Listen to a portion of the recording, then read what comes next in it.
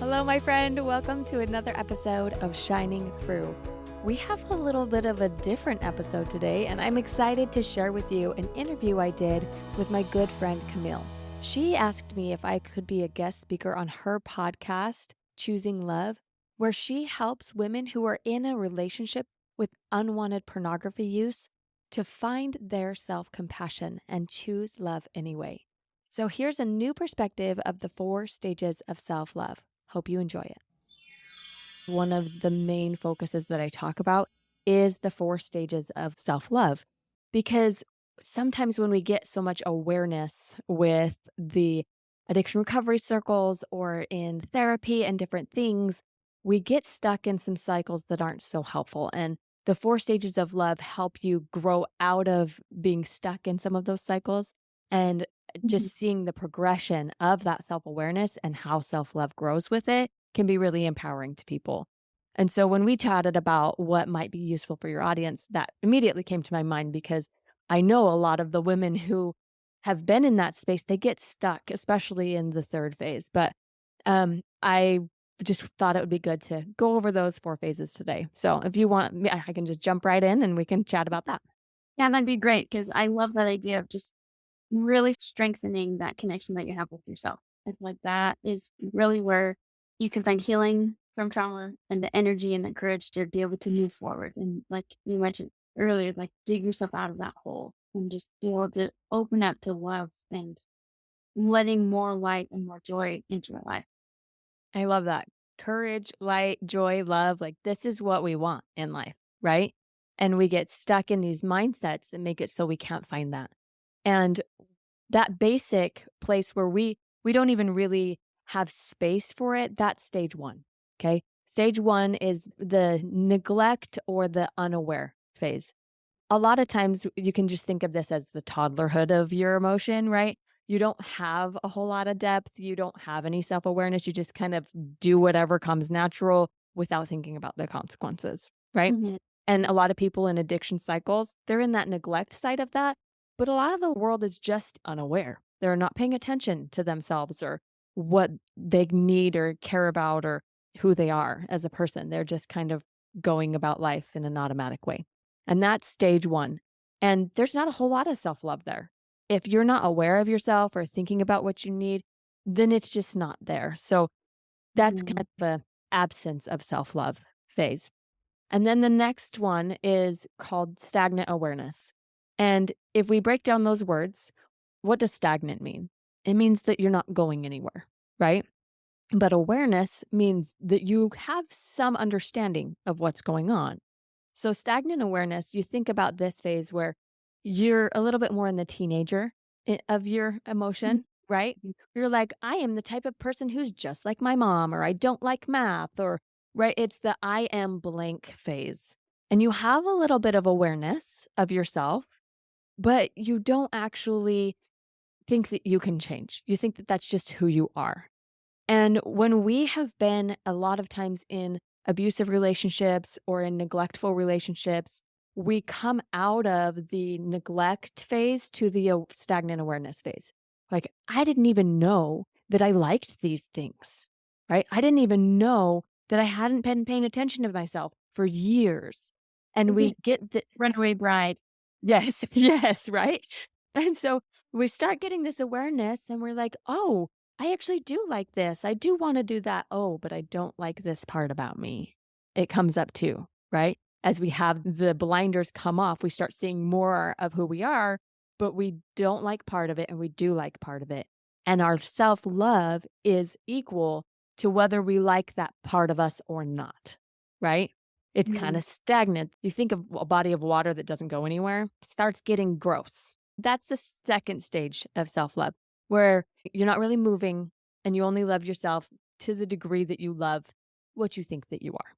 But then we mature a little and we start gaining some more awareness, some more tools, and we say, oh, well, if we don't like this, we could change. We can move forward and we can do something different. And we put boundaries down and we start doing self care. And we're like, look at this. I can be a better person. This is awesome. And we have all of this positive reinforcement for that forward movement. We love that we are changing. And that brings us to the third stage of self love, conditional change.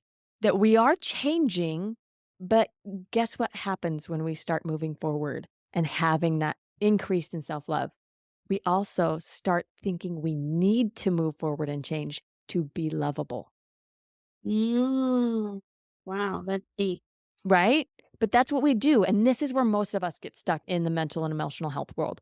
We get all of these tools and all of this awareness, and we're like, yes, I know how to do this. This is awesome until we don't. And then what happens when we don't? When we eat that cookie or we binge that show or we do whatever it is that we keep telling ourselves we're not going to do, or we sit on the couch and don't go in and exercise, right? Uh-huh. And then where's our level of self love? We beat ourselves up. We're unkind to ourselves. It's very inflexible, right? Yeah, Kristen Neff's book, the self-compassion book, the part where she's talking about your inner self-critic, it's so loud. It's so loud, especially when we have so many beautiful things that we use as tools to whip ourselves with, essentially, right? All of these mental and emotional wellness words, we're like, we're not doing this right. We're not doing that right. We're being too controlling with our kids. Look, I just shamed my child. I wasn't holding my boundaries. I'm not being my word. All of these things that we are trying to have that honesty and accountability and the humility, but then we're human. And what Right. do we do when we're human? In stage 3, we drop the love. We don't have our own backs. That inner critic gets loud, and our love for ourselves is conditional on our change. That's why Mhm. stage 3 is conditional change. And that is when we have the option to say, okay, we're going to stay there and keep just beating our head against a brick wall and getting bloody on the way. Or we can say, we don't have to chase the change for us to be lovable. What if we just choose self love and then change because we want to, because it feels good to change, because moving forward is part of what our eternal soul wants to do. And we honor that and we move forward in love, with love as the motivator for change, not what we're seeking at the other end of the change. And that's stage 4 is unconditional love. That's when self love actually shows up to the game. The rest of it is fleeting moments of self love. But true self love is when you have a practice of having a relationship with yourself that even if you mess up, you've got your own back. You're going to be kind to yourself along the way. And those are the 4 stages. Can you kind of see how we go through this as we increase our self awareness? And we're like, oh, yeah, here's the type of person I am. Oh, yeah, I can change. But do I really love myself, even when I'm human? Yeah, I love that. And as you were talking about before and the progression of it, it feels like each phase you do have a natural change. But Yes. also with the idea is even if with some people or in some cases you're able to be in stage 4, but then there might be some cases where you're not yet to be in stage 4, and so you kind of revert back to stage 3. But again, having that unconditional love for yourself of like, it's okay if I have some conditional love for myself in this moment. There's Yes. Well, oh and I think we bounce back to all 4 stages. I mean, there's moments where I'm totally in neglect of myself, and I have to come to and think, I wasn't aware or having any love for myself in that moment. And then I give myself grace to then build back up to that 4th stage. It is not constant. The goal is not to be robots. It's to have more awareness so we can catch ourselves faster, so we have less of the cleanup on the other end. Like, that's really yeah, what it is. So I love that you said that. We never arrive at any of the stages, but just the awareness of in this moment, I'm feeling frustrated with myself. I think that I'm being unkind to myself because I'm not seeing the change. What if me being unkind to myself is creating a negative emotion? It's making me not being able to change. That's what's in my way of the change. That's what it's in the way of my self love. And that's where I see so many women get stuck because we have a desire to change. We want to learn and grow and it progress, but we get in our own way when we're unkind to ourselves and we're chasing that love that I'm enough because I can do this thing. You're right. enough even without it. Yeah, just making what we do be the proof of our value. That's Yes. not a healthy place to be. And if you are at that place, it's fine. It's part of the progression. And then that's where the grace can be. And as you're describing those things, also in stage three, it makes me think of perfectionism. It seems like that's where the perfectionism would at least mostly reside. And it's easy to do that when you start learning all of these beautiful new ways of having a quote unquote healthy lifestyle, right? We're like, well, this is the perfect way. They just opened your eyes to why your relationship with yourself, with your husband, with all the people have been so hard because I didn't have these tools. I didn't have this awareness. And now I need to make all these changes. And we grab onto that as a way to make ourselves feel like we have a sense of control because our lives have been so out of control for so long. When we've been in these addictive relationships, when we've been in these unhealthy places with our families, with our friends, with our husbands, we see an alternative. And so we grasp onto the boundaries, we grasp on to the self care, we grasp on to all of those tools that they're teaching us and make them the focus. But that isn't really the focus. That gets in the way. Yeah, I just had a kind of a visual. A lot of my like college time, I kind of envisioned wanting to close a gap between what I know to do and what I actually do. Mm, Think that maybe in stage three, that is where you're very aware of the gap, where yes. you have the awareness of what you can do, what you're not so good at, and you're trying to close the gap. And I realized at one point that there's always going to be that gap, and there's Yeah. supposed to be a gap. And so I believe that a lot and, improved on that understanding. And then as you describe phase four, it makes me think that maybe there isn't a gap at all. There doesn't need to be a gap, or there's no need to feel like there's a gap. There's no such thing as the gap because you are exactly as you're supposed to be. One of the visuals I love is to show people that they already have all that light and value and love within them. It's just that the beliefs and the experience of life has put layers on top of it. So it's not that we're trying to make ourselves become something we're not. It's just that we're taking off those beliefs and those layers to have more light shine through, to have more authenticity to what you already are eternally inside of you, that you have just practiced behavioral patterns that make it not aligned with who that person really is, who you really are. And I love that you're saying we're not chasing some gap, right? It's that we're just becoming who we already were meant to be and embracing that. And sometimes I will be honest, it can feel like too much because there's this big energy inside me where when I tap into it, it gets scary sometimes of like, wait a minute, I can't hold this consistently and I'm just going to go back to that human thing. And it's not that I'm doing it even perfectly, it's just like the clear energy of just being present can take a lot of mindful energy, of physical energy, of just being present. It's like, whoa, that feels big. And this is beautiful and clear, and I feel connected, but this is big, and I can't maintain that level all the time. And I think it's God giving us grace that we have that human piece to say, you don't have to hold that all the time. That's mine to hold.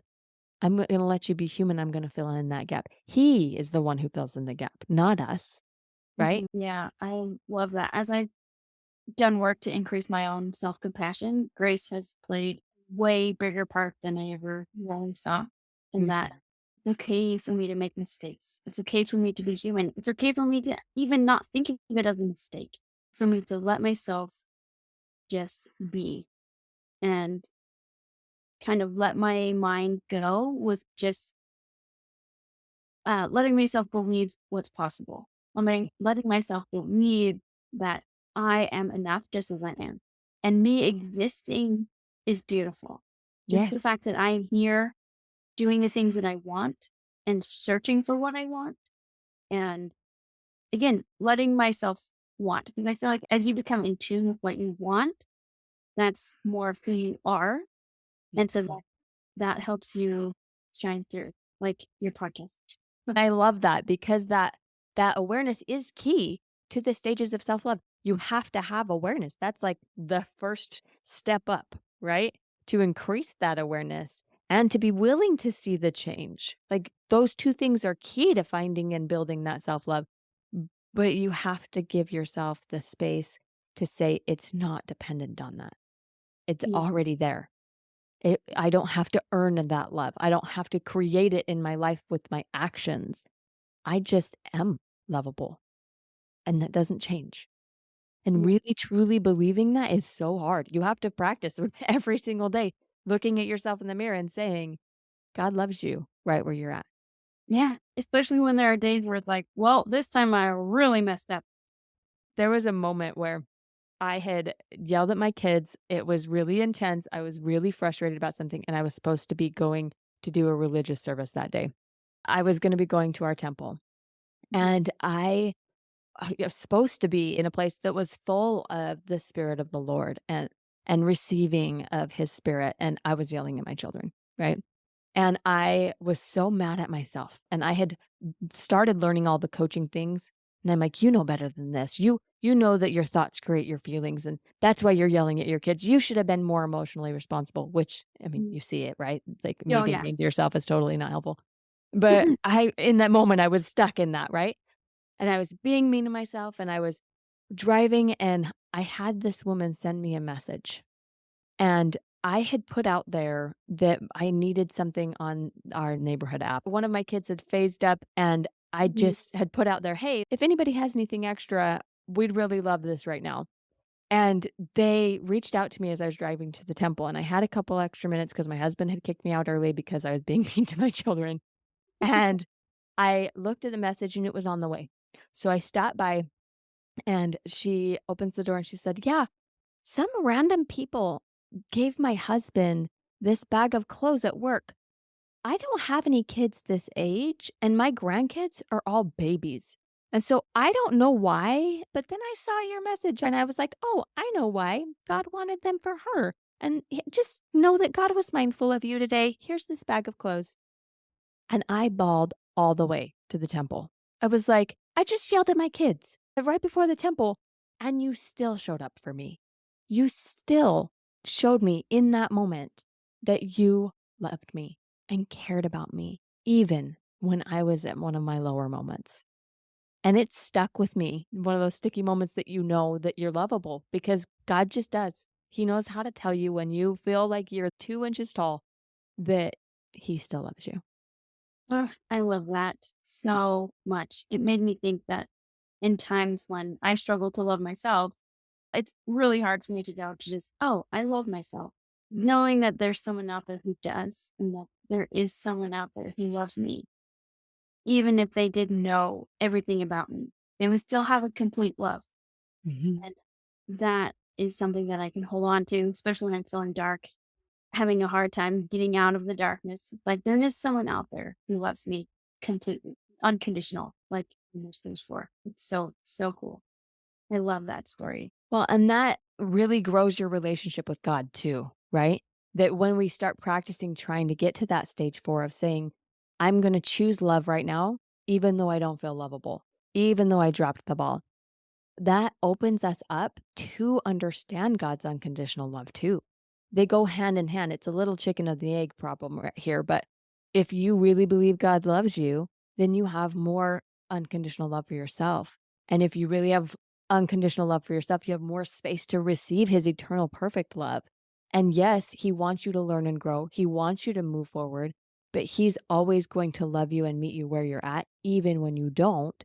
So you are becoming like him when you treat yourself that way. And that's what the whole goal is anyway, is to become like him, right? So if we're treating ourselves the way that he would treat us, we're becoming like him. Oh, I love that so much. And then as we practice loving ourselves, regardless of our behaviors, Mhm. I feel like that skill is so helpful when we choose to love, especially those who are viewing pornography, where sometimes it's so easy to identify them as a bad person or Mhm. and have that negative hold on you. But being able to separate your mistakes and your love for yourself can help you separate your love for them and their mistakes. Absolutely. And doesn't mean that for us or for them that we're going to sit in indulgent behavior. Or that we approve of the behavior. Yes, that's the difference, right? We're showing love and kindness and compassion and clarity. It's like forgiveness does not mean trust.